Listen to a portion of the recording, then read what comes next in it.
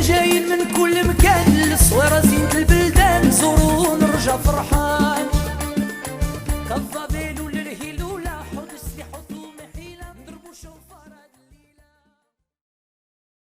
Bishut Morev Rabotai, c'est avec grande joie que je participe au Siyum HaShas de l'un de mes élèves, Monsieur Portugais, que le bon Dieu vous protège. Quelle joie de voir un élève comme vous, que je vous connais depuis 25 ans ou plus, depuis que vous étiez jeune. Vous avez grandi avec nous à la Yeshiva, en France, et ici à Hanana. J'ai connu votre papa, et je le connais très bien. Il était toujours à mes côtés, il est toujours à mes côtés d'ailleurs. Et quelle joie de voir votre maman Zechora Evracha, qu'elle va venir de l'autre monde, pour assister à votre Siyum HaShas. Et bien sûr avec elle, il y a ma mère, Zechora Evracha, Madeleine Mazal, Bat Mouhassimha, et ma belle-mère aussi, et d'autres personnes qui vont venir assister à votre Siyum HaShas. Je suis jaloux de vous, mais pas une jalousie pour vous faire du mal, mais une jalousie spirituelle, que vous avez fini le chasse, vous avez étudié beaucoup de Gemarot, 60 Gemarot et plus, et à savoir combien des fois tu les as répétés. Donc ça veut dire que tu as fait beaucoup de fois Siyum HaShas. Parce que lorsqu'on étudie, on répète ce qu'on a étudié, alors qui sait? Et moi, j'ai pas fait le chasse. J'ai étudié plusieurs Gemarot, mais malheureusement, le chasse, j'ai pas le temps. Là, depuis un an, j'ai commencé. Baruch Hashem, là, je fais Brachot, Shabbat, Erovin, il me manque encore un peu. J'ai commencé Psahim, et j'ai pas honte de le dire. Malheureusement, j'ai pas le temps. J'ai le temps et j'ai pas le temps. Mais Hashem Shalom, je suis pas dans les casinos, je suis pas en train de me promener à gauche et à droite. C'est parce que le public m'a pris mon temps. J'ai pas le choix. Je voudrais vous dire une chose. Je me suis toujours posé une question. La question que je me suis posée, c'est sur le tzaddik Rabbi Elazar ben Arach, un grand Tana.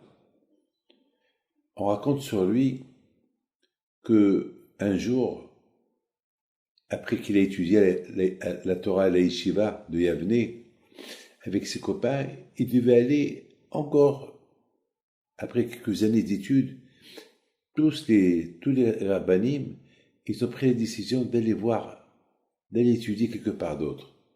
Et sur le chemin, ils s'arrêtent devant, il y avait là-bas une direction pour aller quelque part d'autre. Et la Rabbi Elazar ben Arach, il leur dit, mes amis, mon beau-père, il habite par là, il a une belle villa, il a des piscines, il y a de l'eau, il y a de la verdure, il y a des jardins. Venez, on va aller se reposer un peu. Après tant d'années d'études, on peut aller kiffer un peu la nature de HaKadosh Baruch Hu. Alors, ils lui ont dit, non, on veut continuer à aller étudier. Il a dit, bon, alors vous avancez, moi je vais en profiter un peu et je vais vous rejoindre. Il est parti chez son beau-père, il a bien été accueilli, et voilà, quelques temps plus tard, il s'est dit, bon, maintenant je retourne étudier. Et lorsqu'il est arrivé chez ce copain, il a vu qu'il a oublié un peu la Torah. Même les brachot, il les a oubliés. Et ses copains lui ont dit, Rabbi Elazar, qu'est-ce qui se passe? Il leur a dit, je sais pas ce qui se passe. Ils ont prié pour lui, et Baruch Hashem, HaKadosh Baruch Hu, il lui a rendu la mémoire. Maintenant ici, on parle de quelqu'un qui était un grand tzaddik, à tel point que la Gemara de la Mishnah Avot, il dit, si on prend tous les rabbins d'un côté, et on prend Ben Elazar ben Arach de l'autre côté, Rabbi Elazar ben Arach, il est plus fort qu'eux. Rabbi Elazar ben Arach, on n'a aucune imagination comment il était. Il était l'élève de Rabban Yochanan ben Zakkai. À tel point que Hachamim me disent que lorsque un jour il était avec Rabban Yochanan ben Zakkai, il a commencé à parler Torah, Rabban Yochanan ben Zakkai, il s'est arrêté, il est descendu de son âne et il a commencé à écouter Rabbi Elazar ben Harar. Il lui a dit, Rabbi Elazar ben Harar, maître, mais reste assis sur l'âne, tu es debout.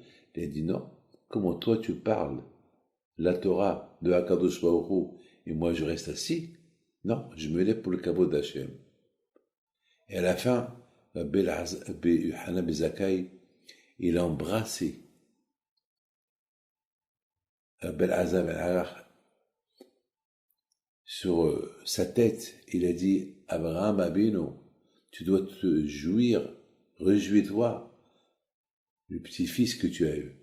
C'est-à-dire que Rabbi Elazar ben Harar, c'était un grand tzaddik. Alors, ma question, elle est grande. Pourquoi il était puni? Quoi, on n'a pas le droit de se reposer un peu, quoi. Aujourd'hui, on ne se repose pas. On se repose.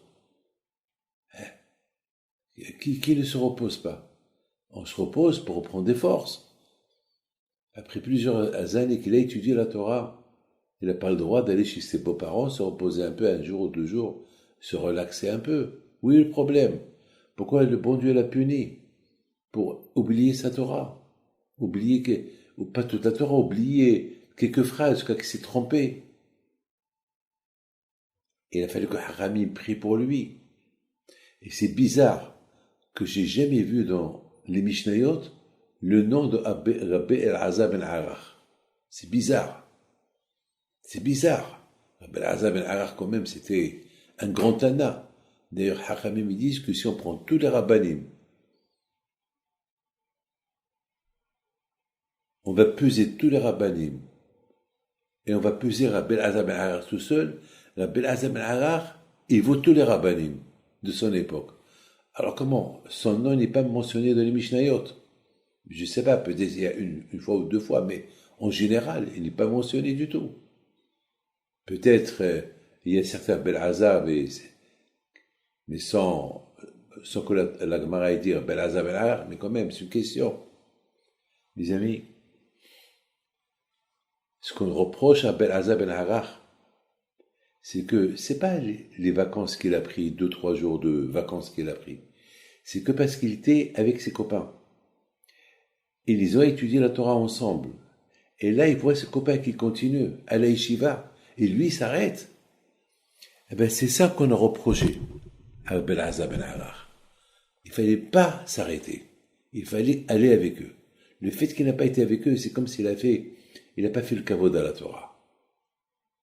C'est tout. Et c'est pour ça, Hachem, il a puni qu'il a oublié un peu de sa Torah, et ses copains, ils ont prié pour lui, pour qu'il reprenne ce qu'il a oublié. Et c'est la raison pourquoi la Mishnah, elle ne mentionne pas son nom, quelque part, parce qu'on dirait que Hachamim, ils ont voulu le punir. Parce que, il n'a pas fait ce qu'il fallait faire. Et comment? Il voit ses copains aller étudier la Torah. Et toi, tu vas te reposer. Va avec eux. Étudie avec eux, après repose-toi, mais tu les vois partir. Comment tu les vois seuls? Vous étiez tous ensemble pendant quelques années, et maintenant tu les laisses et toi tu vas te reposer. C'est pas bien. C'est pas un kavod pour la Torah. Eux aussi, ils auraient pu se reposer. Eux aussi, ils auraient pu dire, nous c'est bien, on va se reposer avec toi. Eux, ils ont dit, eux c'est la majorité, eux ils ont dit non, on va continuer à étudier, et toi, tu t'arrêtes. Tu es contre eux, c'est-à-dire que tu as fait un bizaine dans la Torah. C'est pour ça qu'Hashem lui a fait oublier la Torah, c'est qu'il a pris conscience de la chose.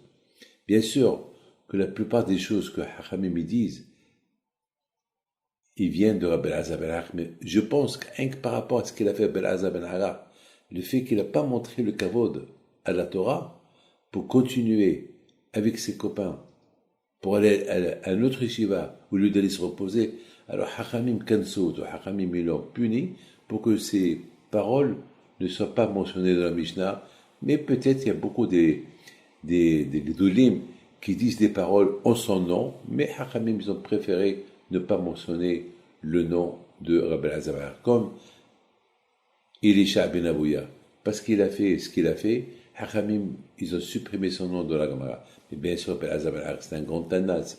On ne peut pas comparer Belazar Ben Arar à Elisha Ben Abouya. Mais pour nous donner une image, c'est quoi le caveau de la Torah qu'on vient de donner, le caveau de la Torah. Mon cher monsieur portugais, vous avez donné le caveau de la Torah, et grâce à votre femme. Il y a beaucoup à dire à votre femme et à vos enfants, que beaucoup de fois vous venez tard à la maison. Pourquoi? Parce que vous êtes en train d'étudier. Elle a accepté. Donc, votre helek, votre part à vous dans la Torah, votre femme, et le partage avec vous, et bien sûr les rabbanim avec qui vous avez étudié. Je m'excuse si j'ai pas dit au départ, Béchot, les rabbanim qui sont présents à cette séouda. Que Hachem vous protège, que Hachem vous donne la santé et la joie. Vous m'excusez que je ne peux pas être présent. Le mariage de vos enfants, une bonne santé pour vos enfants, qui suivent votre chemin. Merci monsieur et madame portugais pour tout ce que vous faites pour la communauté. Et voilà, vous êtes maintenant dans la communauté de la Torah. Vous aurez beaucoup de nahat, et bisrot rabbi, puis de soi avec vous, mes camarades.